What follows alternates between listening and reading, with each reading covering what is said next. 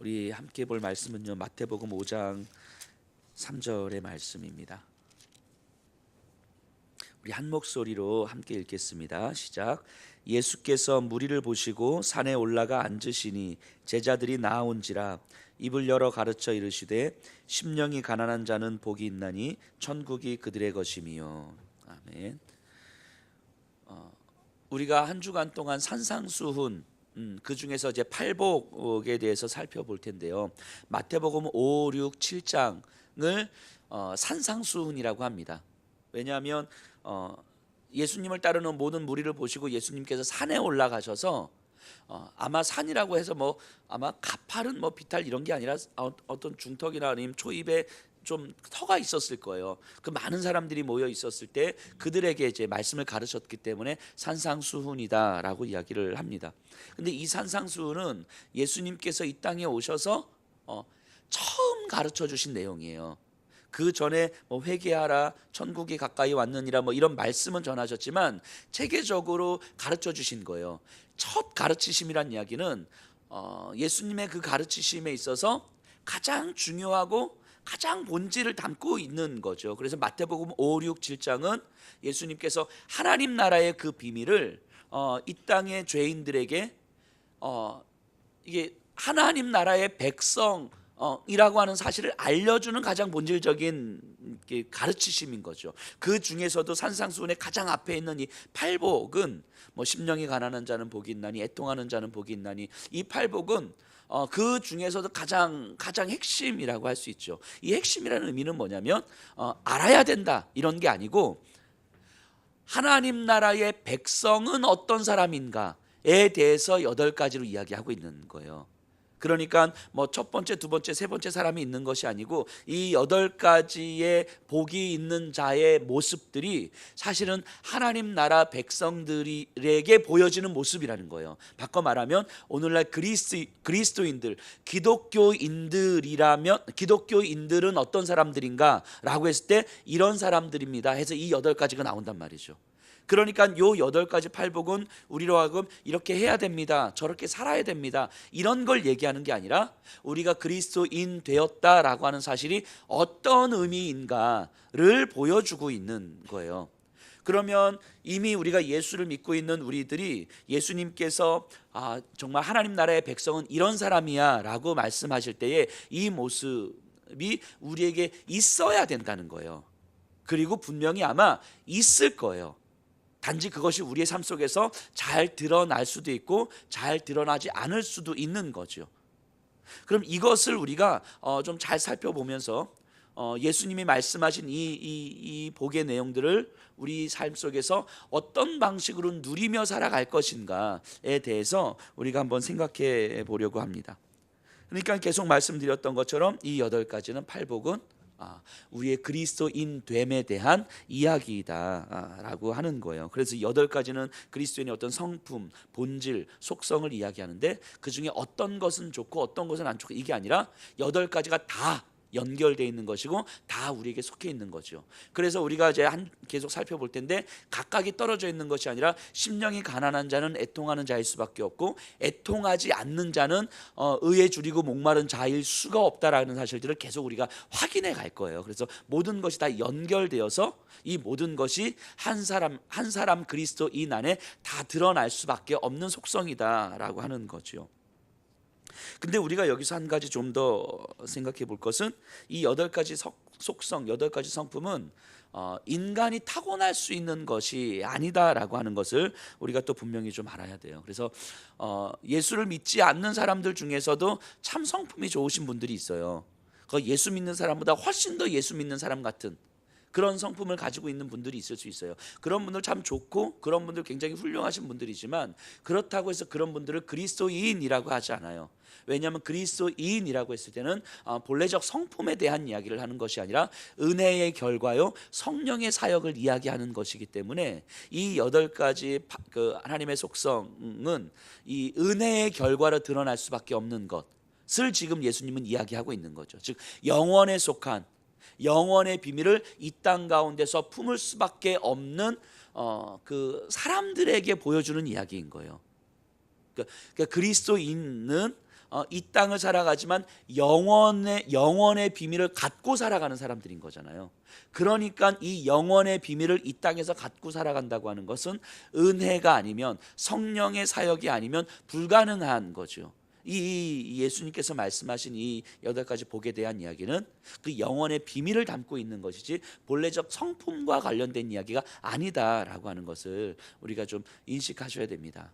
그래서 예수 믿지 않지만 더 예수 믿는 사람 같은 사람들을 보면서 개인적으로, 인간적으로는 훌륭하다고 생각할 수는 있지만 그렇다고 그 삶이 영원의 비밀을 담고 살아가는 삶은 아니기 때문에 우리가 그리스도인이라고 하지 않는다라고 하는 사실. 그러면 우리가 그리스도인이라고 하는 것이 나 예수 믿어, 단순하게 어떤 단편적 사실을 이야기하는 것이 아니라 영원의 비밀을 내 안에 품고 살아가는 존재다라고 하는 것. 이 영원의 비밀을 품는다고 하는 건 유한한 이 땅 가운데서 잠시 있다 사라질 것들로 가득 차 있는 이 땅 가운데서 변하지 않는 영원의 진리가 내 안에 들어와 있는 삶이다라고 하는 거예요. 그러니까 그 자체, 그 사실만으로도 사실은 그리스도인이라는 말 자체는 상당히 감동적이고 감격적인 표현일 수밖에 없는 거죠. 이 땅에 여기 계신 분들이 그런 감동적인 삶을 살아갈 수밖에 없는 분들인 거예요. 있다가 사라지는 피조 세계에 있는 그것들 때문에 우리의 모든 생각과 마음들이 다 빼앗긴 채 살아가기에는 우리 안에 있는 영혼의 비밀은 너무 큰 거거든요. 너무 큰 영혼의 비밀을 갖고 있는 우리가 이 작은 것들 때문에 모든 생각과 마음들을 다 빼앗긴 채 살아간다는 것은 너무 마음이 아픈 일인 거죠. 이것을 확인하는 시간이 이번 일주일의 시간이 될 것이다 라고 생각을 좀 해봅니다. 먼저 예수님은 제자들에게 가르치신 거예요. 그 3절에 보니까 심령이 가난한 자는 복이 있나니 천국이 그들의 것이며 이렇게 이야기합니다. 먼저 이 문장은 이렇게 선포되는 거예요. 당신들은 복이 있습니다. 왜냐하면 심령이 가난하기 때문입니다. 그리고 결국 당신들은 천국을 소유하게 될 것입니다. 이게 문장은 이렇게 구성이 돼 있어요. 당신들은 복 있는 사람입니다. 왜냐하면 심령이 가난하기 때문이고 결국 당신들은 천국을 소유하게 될 겁니다. 이렇게 선포하는 거예요. 8가지 복이 다 그렇게 선포돼요.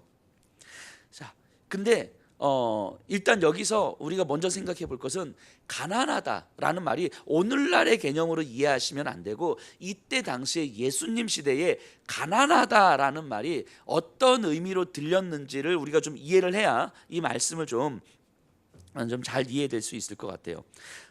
그 이때 당시 예수님 시대에는요, 구약 시대도 마찬가지인데요, 가난하다는 말은 단순하게 돈이 없는 사람들을 의미하지 않아요. 뭐 그 사람들도 포함되긴 해요. 근데 조금 더 통칭해서 표현하는 말인데 정상적인 삶을 살지 못하는 자를 가난하다라는 표현을 합니다. 정상적인 삶을 살지 못하는 자. 그러니까 누군가에 기대어서 살지 않으면 살 수 없는 자들. 그러니까 이때 당시에 그럼 정상적이지 않다라고 하는 것은 결국은 일단 신체적 부자유자. 이때 당시에는 오늘날에는 뭐 장애를 갖고 있는 분들이라고 생각을 하지만 이때 당시에는 장애를 갖고 있다라고 하는 건 그냥 몸이 좀 불편하다의 의미가 아니라 사회적으로 소외된 자, 그러니까 하나님의 어떤 저주를 받은 자라는 의미가 있어요. 그러니까 이 사회 공동체 안에서 함께 살아갈 수 없는 존재, 이게 사회 공동체 안에서 정상적인 생활을 할 수 없는 사람인 거예요. 신체적으로 부자유한 사람, 가정적으로 정상적이지 않은 사람. 그러니까 과부나 고아, 가정 안에서 그러니까 남편 또는 생계를 부양해야 될 아들이 없는, 그러니까 과부나 고아와 같은 사람들. 그러니까 이 사람들도 이 사회적 공동체 안에서 정상적으로 기능하며 활동할 수 없는 사람들인 거죠. 뭐 사회적 관계 속에서 정상적이지 않은 사람, 뭐 몸을 파는 사람이라든지 여인이라든지 뭐 세리라든지, 그러니까 유대 공동체 안에서 사회적으로 인정할 수 없는 자들, 그런 사람들이 이제 정상적이지 않은 자들인 거죠. 그래서 신체적으로 부자유하거나 가정적으로 부자유하거나 사회적으로 부자유하거나, 그래서 정상적으로 유대 공동체 안에서 생활할 수 없었던 사람들, 이런 사람들을 통칭해서 가난하다 이렇게 이야기를 합니다. 정상적이지 않은 사람. 이 정상적이지 않은 사람들의 특징은 뭐냐면 성전에 들어갈 수가 없었던 거예요. 성전에 들어가서 하나님 앞에 설 수 없는 자들. 이게 유대 공동체 안에서 가난하다라고 말할 때 쓰였던 표현들인 거죠. 그러니까 이 여기서 가난하다, 이게 성전에 들어갈 수 없는 사람들, 그래서 수많은 사람들이 성전에 오고 가는 모습들을 보면서 나도 저 성전에 들어가고 싶은데, 저 성전에 들어가서 나도 하나님 앞에 예배드리고 싶은데, 예배드리는 자가 되고 싶은데 그것을 보고만 있어야 되는 사람들. 대표적으로 이 장면을 잘 보여주는 게 사도행전 3장에서 성전 미문에 앉아 있었던 나면서부터 안진뱅이였던 자. 그 사람 나이가 한 40여 세가 됐으니까 40년 동안 성전 미문 앞에 앉아서 성전에 들어가는 사람들을 계속 보고만 있었지, 이 사람은 성전에 들어가 본 적이 없는 거예요. 들어갈 수가 없는 거죠. 그러니까 이 유대 공동체 안에서 성전에 들어가서 하나님 앞에 예배를 드린다고 하는 것은 사실은 정상적 삶을 살아가는 것이고 사회적으로 받아들여진 삶을 살아가는 것인데, 거기서부터 소외된 자들인 거잖아요. 그러니까 그 자체가 때로는 위축됨이고, 그 자체가 자존감이 떨어질 수밖에 없고, 그 자체가 소외감이고, 그 자체가 삶의 불안과 두려움이고, 그러니까 사회 속에서 그 사람들을 부러워하면서 살아갈 수밖에 없는 사람들이 이 가난한 자들인 거죠. 이런 사람들. 지금 예수님 앞에 몰려든 사람들은 아마 그런 사람들이었을 거예요. 그런 사람들.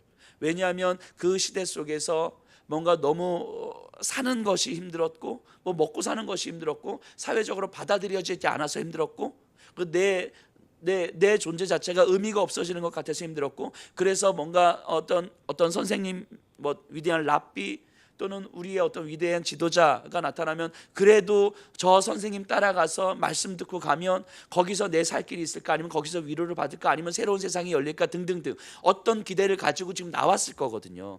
아마 이들은 예수님이 아니라 예수님 이전에 예수님과 비슷한 어떤 정치적 지도자라든지 새로운 세계를 열어갈 수 있을 것 같은 사람들이 있었으면 또 몰려들었을 사람들이란 말이죠. 그러니까 그만큼 무언가 기대고 무언가 붙잡으려고 했던 그런 사람들인 거죠. 예수님 앞에 몰려들었던 사람들은. 그러니까 이 사람들은 스스로 생각해도 자기들은 복 없는 자들인 거예요. 스스로 나는 복 없는 자들. 그리고 사회도 그들을 그렇게 바라보고 있는 거예요. 저들은 복이 없는 자들인 거죠. 행복할 수 없는 자들인 거죠.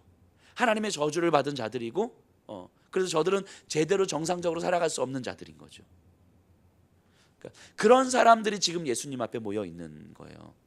그런데 그런 사람들이 모여 있는데 예수님이 첫 마디가 뭐냐면 당신들은 복이 있습니다. 이렇게 이야기하는 거예요. 당신들은 복이 있습니다. 그러니까 이 듣고 있는 이 사람들은 뭔가 좀 어리둥절한 거예요. 뭔가 새 시대를 열어가서 우리가 같이 딱 쫓아가면 될까 이러고 있는데, 갑자기 우리들을 향하여서 당신들은 복이 있는 사람들입니다. 이렇게 이야기를 하니까, 그럼 그들이 생각하고 있는 그 복과 예수님이 생각하고 있는 복의 개념은 다른 거잖아요.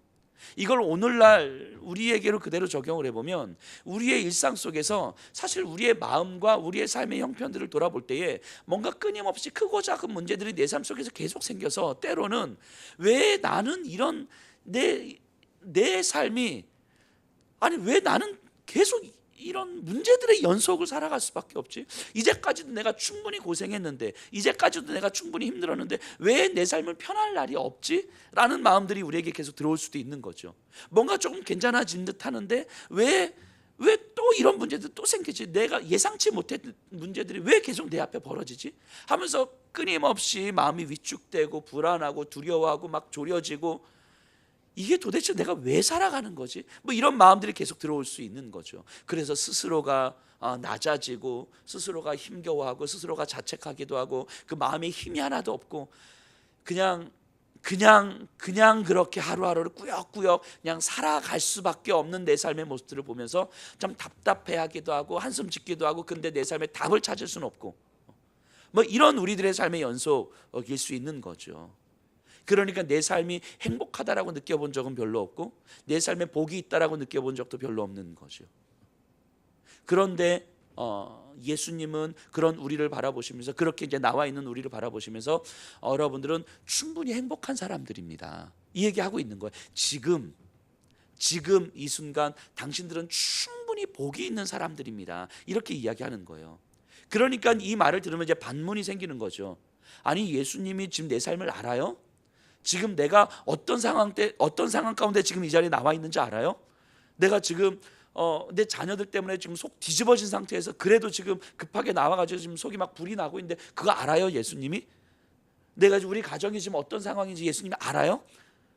그 모르면서 나한테 복이 있다고 말하는 거예요? 막 이렇게 어떤 반문할 수 있는 거죠, 얼마든지 이들의 입장에서는. 근데 예수님이 그 다음에 뭐라고 이야기하시냐면 당신들이 행복한 이유는, 당신들이 복이 있는 이유는 당신들의 마음이 심령이 가난하기 때문입니다. 그럼 이제 이분들은 또 이제 반문을 하는 거예요. 지금 장난해요? 이런 거죠. 장난해요? 지금 내 마음이 쪼그라들 대로 쪼그라들어 가지고 뭔가 지푸라기라도 잡고 싶은데 뭘 어떻게 해야 될지도 몰라가지고 지금 마음이 막 있는데 이런 마음 때문에 복이 있는 거라고 하는 건가요? 뭐 이런 더 막 반문이 생기는 거죠. 그러니까 예수님 계속해서 말씀을 이어가세요. 당신들은 천국을 소유하게 될 것입니다. 이렇게 이야기를 해요. 그러니까 이 사람들 입장에서 보면 성전에도 못 들어가는 우리가, 하나님 앞에서 예배 한번 제대로 드릴 수 없는 우리가 어떻게 천국에 갈 수 있단 말인가, 이런 의문을 이제 갖는 거죠. 이거는 당시 시대적 인식으로는 이들뿐만이 아니라 그 사회도 사실은 인정할 수 없는 말인 거죠. 그러니까 바꿔 말하면 이 예수님의 이 말은 당신들은 복이 있는 사람입니다. 그리고 당신들은 천국을 소유하게 될 것입니다. 이 말은요, 영적인 지혜로 듣지 않으면 사실은 이해할 수가 없는 말인 거예요. 받아들일 수가 없는 말이라고요. 근데 이건 오늘날에도 똑같은 거예요. 이들이 반문하는 것처럼 사실은 우리도 반문할 수 있는 거잖아요. 내 가정의 형편이 어떤데, 내가 지금 남편과 아내와 어떤 관계에서 어떻게 지금 속이 뒤집어진 채 나왔는데, 우리 자녀들이 지금 어떤 상황인데, 경제적인 상황이 어떤데, 내 회사 상황이 어떤데, 사람들과의 관계 속에서 내가 얼마나 많이 상처받고 있는데, 이런 나를 바라보면서 지금 당신은 행복한 사람입니다라고 말하는 것이 받아들여지지 않는 거죠, 사실은. 그런데 이 당시 사람들도 똑같았다고요. 그러니까 이 영적인 지혜로 이 말씀을 듣지 못하면 사실은 이 말씀, 예수님의 말씀은 절대로 이해할 수 없는 말씀인 거죠. 생각해 보면요, 예수님께서 이 땅에 오셔서 하신 일이 바로 이런 거예요. 하나님 앞에 설 수 없는 정상적이지 않은 자들을 예수님에 의해서 정상적으로 만드셔서 하나님 앞에 설 수 있도록 만들어 주시는 거잖아요. 이게 예수님께서 하시는 일이잖아요. 비정상적인 자들을 정상적으로 만드셔서 하나님 앞에 세워주시는 거잖아요.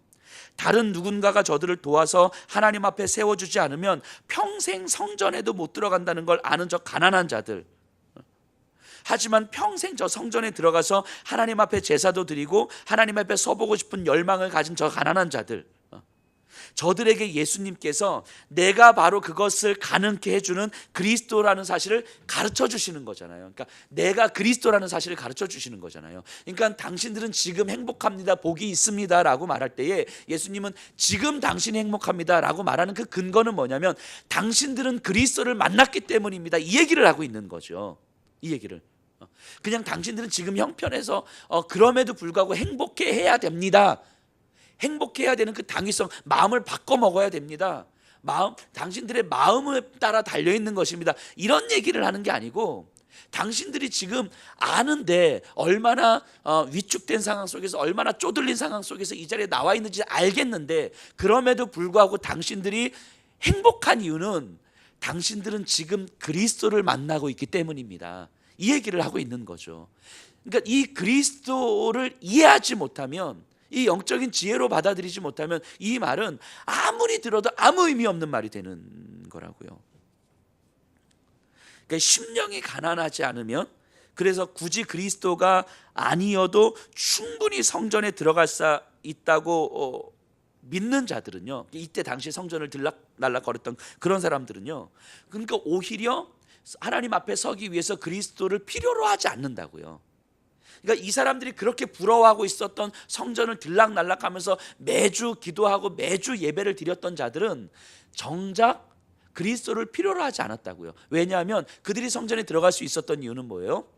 그들의 조건 때문인 거잖아요. 조건 때문에, 신체적 조건 때문에 들어가는 것이고, 부모의 조건 때문에 성전에 들어갈 수 있었던 거잖아요. 유대 공동체 안에서 받아들여질 만한 조건이라고 인정됐기 때문에, 정상적인 삶이라고 인정됐기 때문에 성전에 들어갔던 거지, 그들이 그리스도를 통하여서 누군가의 의지에서 들어간 게 아니잖아요. 그러니까 그들은 조건이 됐기 때문에 성전에 들어가니까 그리스도를 필요로 하지 않았다고요. 근데 아무런 조건이 안 돼서 성전에 못 들어가니까 저들에게는 그리스도가 필요로 했다고요. 그래서 그 그리스도께서 당신들은 복이 있습니다라고 이야기하는 거죠. 그러니까 정작 하나님 앞에 설 수 있는 자들은 성전을 들락날락거렸던 자들이 아니었단 말이에요. 그러니까 예수님께서 저들을 바라보시면서 당신들은 복이 있습니다라고 이야기를 하는 거죠. 이 심령이 가난하다는 선언은 내 안에 스스로 하나님 앞에 설 수 있는 어느 조건도 없다는 사실을 인정하는 거예요. 그래서 예수님을 만나고 예수님의 말씀을 들으면서 내가 진짜 아무런 조건도 갖추지 못한 자구나. 그러니까 비참한 자인 거죠. 비참한, 이 사회 속에서도 비참한 자. 아무런 조건도 가지고 있는. 그런데 아무런 조건도 없다는 사실이 참 비참한데 이 비참함 때문에 나에게는 누군가 의지해야 될 대상이 필요한 거구나. 그런데 예수님의 말씀을 듣고 있다 보니까 저분을 의지하면 되는 거구나. 이게 이제 만들어지는 거죠. 그러다 보면 이런 생각까지 드는 거죠. 성전을 들락날락하는 저런 사람들은 예수님을 필요로 하지 않는구나. 현실적으로 필요로 하지 않았으니까 예수님을 필요로 하지 않는구나. 그러니까 어찌 보면 저 예수님을 만나고 예수님의 말씀을 듣고 예수님을 의지하며 내가 다시 설 수 있다는 것이 저들보다 훨씬 더 행복할 수 있는 조건이겠구나. 이게 그러니까 내 심령이 가난하다는 이 조건이 저들보다 훨씬 더 행복해질 수 있는 조건이겠구나 라고 이런 마음을 갖게 되는 거죠. 그러니까 알고 보니까 내가 복이 있는 사람이 맞구나.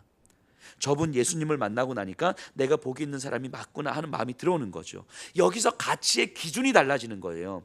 이제까지는 현실적 조건 때문에 나는 비참한 자였고 복 없는 자였는데 예수님을 만나고 나니까 현실적 조건이 없다는 사실이 오히려 유익이 되고 그것들에 좌우되는 삶이 아니라는 걸 깨닫는 거예요. 그리스도 앞에 서니까 이 가치의 변화가 이루어지는 거죠.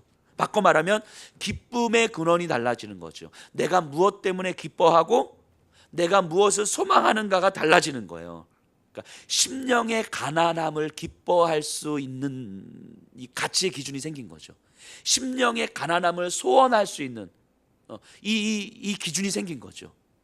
이 심령의 가난함이 아니었다면 내가 그리스도 앞에 설 수 없었을 텐데 라고 하는 이 가치의 기준이 달라진 거예요.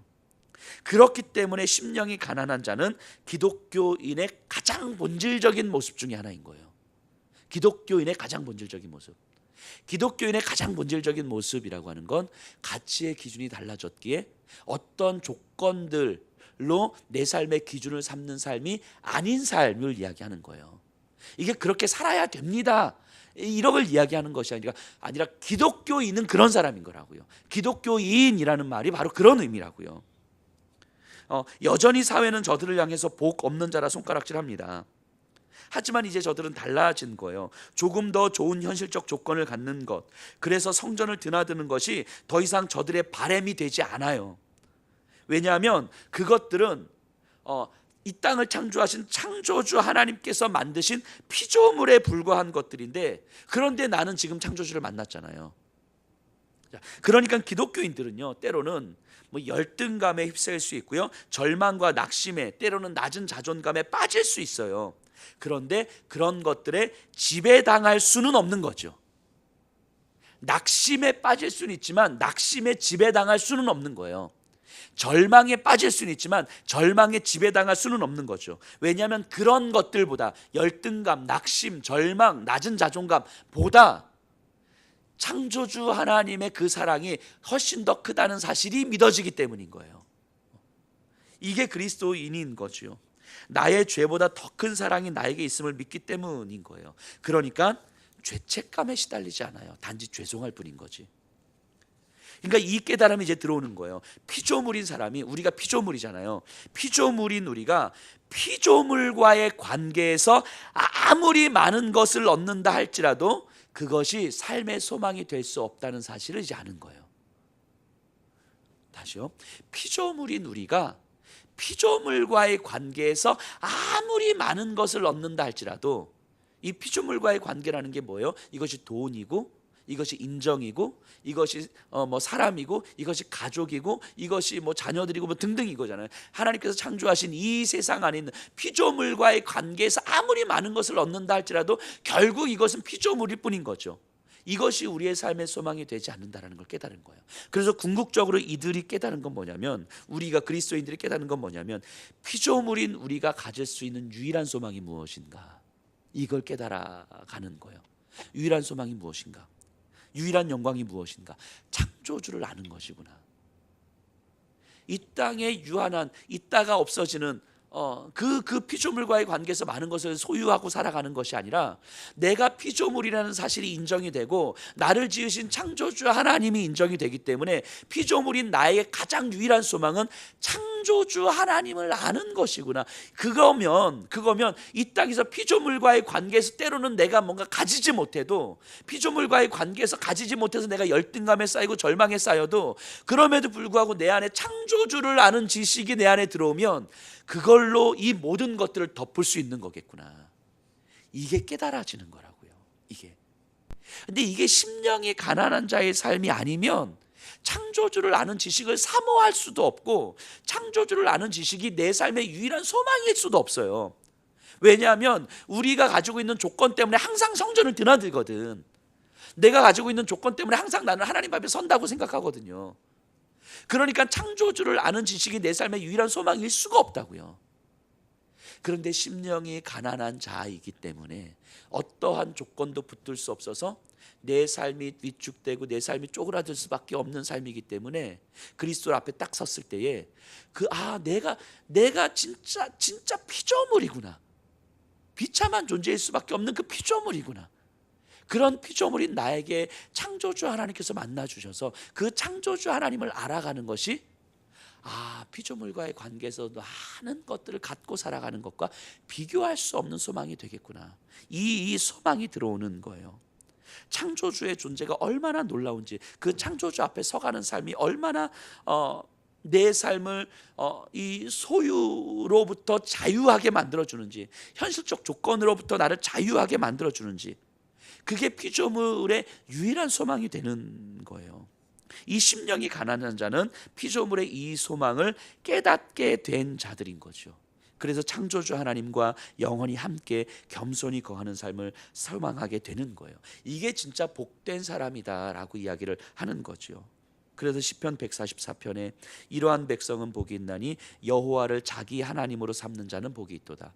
여호와를 자기 하나님으로 삼는 자는 복이 있도다. 조건들이 있으면요, 여호와를 자기 하나님으로 삼지 못한다고요. 돈을 자기 하나님으로 삼고, 가정을 자기 하나님으로 삼고, 자녀들을 자기 하나님으로 삼는다고요. 근데 그것들이 안 되기 때문에 여호와를 자기 하나님으로 삼는 자는 복이 있도다. 물론 그렇다고 해서 일부러 있는 조건들을 이제부터 다 버리거나 그러지 마세요. 안 그러셔도 돼요. 지금 있는 상황 속에서 우리의 가치의 기준이 달라지고 있는 거예요. 그 여호와 하나님 창조주를 아는 지식이 내 안에 유일한 소망이 되는 것이 나에게 이미 허락이 됐다고요.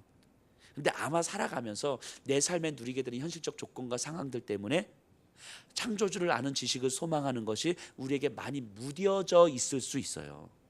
무뎌져 있을 수 있다고요. 하지만 없지 않습니다. 분명하게 없지 않아요. 우리에게 단지 무뎌져 있을 수 있다고요.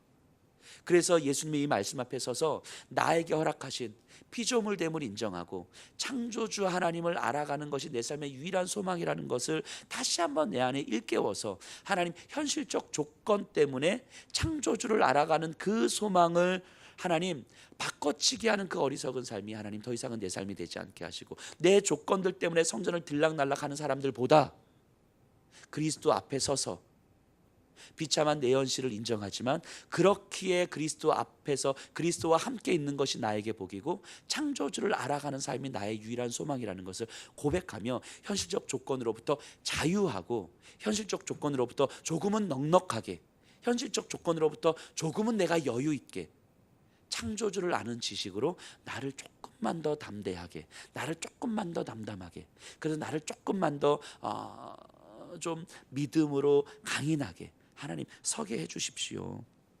이렇게 우리가 간구하는 거지요. 그래서 그 예수 그리스도 앞에서 우리가 기뻐할 수 있는 삶을 살아가는 거 아니겠습니까? 심령이 가난하지 않으면요, 그리스도인은 세속화될 수밖에 없어요. 결국은 심령이 가난하지 않으면 교회는 세속화될 수밖에 없다고요. 세속화된 방식으로 멋진 프로그램이나 멋진 세련된 모습으로 살아가다 보면 교회와 그리스도인은 결코 이 세상 속에서 영향력을 발휘할 수가 없지요. 우리가 심령이 가난한 자였기 때문에 예수님을 만났다는 사실을 우리가 기억했으면 좋겠어요. 그리고 여전히 우리는 심령이 가난한 자로 그리스도 앞에 서 있어야 창조주를 아는 지식을 소망하며 살아갈 수 있다는 사실을 기억했으면 좋겠습니다. 그래서 내 안에서 지금 나를 불안하게 만들고 지금 나를 이렇게 두렵게 만드는 그것들, 사실은 알고 보면 내가 잡고 싶어하는 현실적 조건일 수 있는 거예요. 그것 때문에 안 잡히니까 불안하고 안 잡히니까 두려워할 수 있는 거거든요.